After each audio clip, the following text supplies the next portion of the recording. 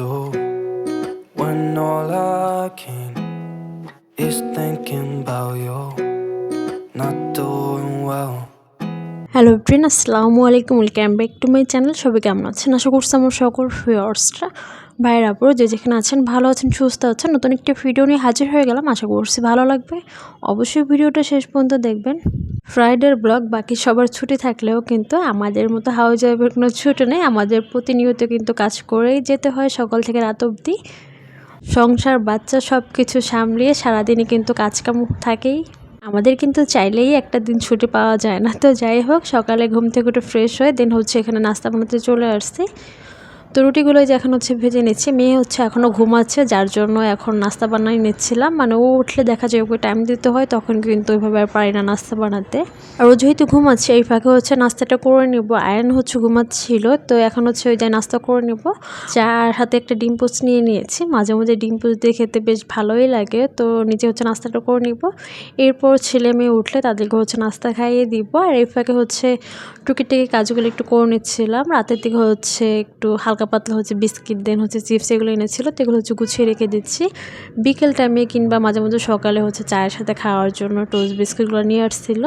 অবশ্য আমার খুব একটা পছন্দ নয় বিস্কিট। আপনাদের ভাইকে বিস্কিট আনতে বলছিলাম, তো হচ্ছে টোস্ট বিস্কিটটা নিয়ে আসছে। তো যাই হোক, সে যেহেতু নিয়ে আসছে কি আর করা, তো রেখে দিলাম। আর হাতে হচ্ছে লেস চিপসটা এনেছিল। আয়ন হচ্ছে খুব পছন্দ করে চিপসটা।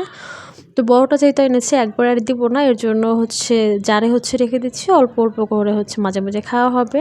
আর এমনিতে তো সারাদিন চিপস চকলেট এগুলো তো খাওয়ার আছেই। তারপরে স্কুলে যাবে তখনও টিফিন, মানে বাচ্চাদেরকে খাওয়া দাওয়া এগুলো আছেই। বাইরে খাবার, বাসার খাবার যতটা পছন্দ না করে বাইরের খাবার তার চেয়ে বেশি কিন্তু পছন্দ করে থাকে। এরপর হচ্ছে আমার ক্লিনিংয়ের পালা, মানে সকাল নাস্তা শেষ করে মেয়ে উঠে চোখে খাইয়ে দিয়ে ওর দাদির কাছে দিয়ে দেন হচ্ছে এখন হচ্ছে রুমটা হচ্ছে ক্লিন করে নেবো। যাতে বেডশিট তুলে নেবো, তার আগে হচ্ছে ফ্যান মুছে দেন চারোদিকে হচ্ছে ঝাড়ু দিয়ে মুছে তারপর হচ্ছে বেডশিট বিছিয়ে থাকে। তো এগুলো হচ্ছে হালকা পাতলা হচ্ছে একটু মুছে নিচ্ছিলাম, যেহেতু রোডের সাইডে বাসা প্রচুর কিন্তু ধুলো পড়ে থাকে। সাইডটা হচ্ছে ক্লিন করে নিলাম। আর দেখতে পাচ্ছেন খুব সুন্দর কিউট একটা ক্যান্ডেল আমি নিজেই হচ্ছে তৈরি করেছিলাম। মাঝে মাঝে ক্যান্ডেল তৈরি করতে বেশ ভালোই লাগে।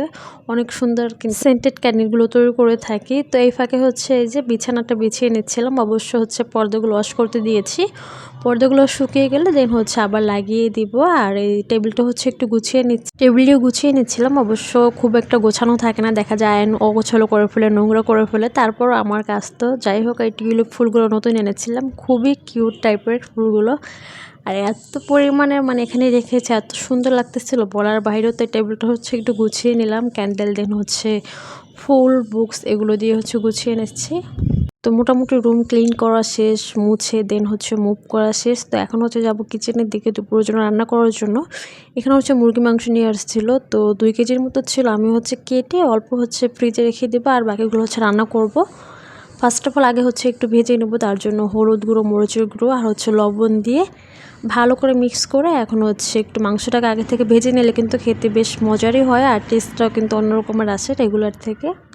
তো প্রায় টাইমে কিন্তু এভাবে ভেজে নিলে কিন্তু খেতে বেশ ভালোই লাগে। তো আগে হচ্ছে এই যে প্যানে দিয়ে দিলাম। এখন প্রায় 7 থেকে 8 মিনিটের মতো এগুলো হচ্ছে একটু ব্রাউন কালার করে ভেজে নিলে কিন্তু হয়ে যাবে। আর ওই সাইডে হচ্ছে ডাল বসিয়ে দিয়েছি, একটা তরকারি রান্না করব আর সাথে হচ্ছে একটা ডাল। আর বিকেলে দেখে হচ্ছে ভর্তা কিংবা ভাজি কিংবা অন্য একটা তরকারি করব। যখন যখন এটা তখনই করা হয়, দেখা যায় 3 বেলায় হচ্ছে রান্নাটা করা হয়। আর সাথে তো বিকেলে নাস্তা পানি হালকা পাতলা আছেই। অবশ্য আগে থেকে মানে এখন বিকেলে নাস্তাটা একদমই কমিয়ে দিয়েছি বেবি হওয়ার জন্য। মানে ওকে টাইম দিয়ে আর খুব একটা টাইম থাকে না, যার জন্য বিকেলে নাস্তা দেখা যায় বাইরে থেকে কিনে এনে খাওয়া হয় কিংবা চা বিস্কিট এগুলো দিয়ে হচ্ছে চালিয়ে দিই। যাই হোক, এখানে এই যে ভাজা হয়ে গিয়েছে। এখন কিছু আলুও কিন্তু অ্যাড করে দিয়েছিলাম, আলুগুলো হচ্ছে ভেজে নিয়েছি।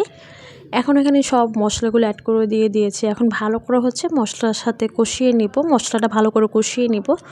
দেন হচ্ছে এখানে যে আলু আর সাথে হচ্ছে চিকেনটা যে ভেজে রেখে দিয়েছিলাম এগুলো দিয়ে এখন ভালো করে মিক্স করে 4 থেকে 5 মিনিটের মতো এভাবে নাড়াচাড়া করে কিন্তু কষিয়ে নেব। তাহলে কিন্তু খুব সুন্দর একটা ফ্লেভার আসবে। আর কথাই আছে, যত বেশি কষানো ততই কিন্তু তরকারির টেস্ট আসে। তো যাই হোক, এখানে মোটামুটি অনেকক্ষণ ধরে হচ্ছে কষিয়ে নেব।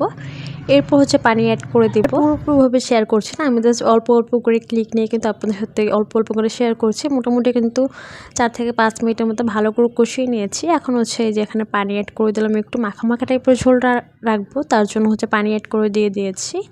তো আলুটা যেহেতু এখনও পুরোপুরি সিদ্ধ হয় নাই, সিদ্ধ হতে একটু টাইম লাগবে, তো আমি হচ্ছে এভাবে রেখে দেবো। 8 থেকে 10 মিনিটের মতো হচ্ছে আরও রান্না করে নেব ফুল আঁচে করে। আর নামিয়ে নেওয়ার আগে হচ্ছে একটু জিরার গুঁড়ো অ্যাড করে দিব। আর এর মাঝে কিন্তু আয়ান 2 একবার এসে ঘুরে গিয়েছে চিকেনের জন্য। খুব কিন্তু লাইক করে চিকেনটা, মানে বিফ থেকে কিংবা অন্য মাংসের থেকে অনেক চিকেনটা পছন্দ করে থাকে। দেখা যায় ওর জন্য কিন্তু বেশিরভাগ টাইম হচ্ছে চিকেনটা রান্না করতে হয়। তো দুপুরবেলা খাওয়ার পালা, মানে তো এখন হচ্ছে এই যে খাওয়া দাওয়া করে নিব। আপনার ভাইয়াকে দেন আয়নকে হচ্ছে খাবার দিয়ে দিয়েছে। ওরা অবশ্য খুব একটা ক্যামেরায় আসতে চায় না, এর জন্য দেখা যায় ওদেরকে ওভাবে শেয়ারও করি না।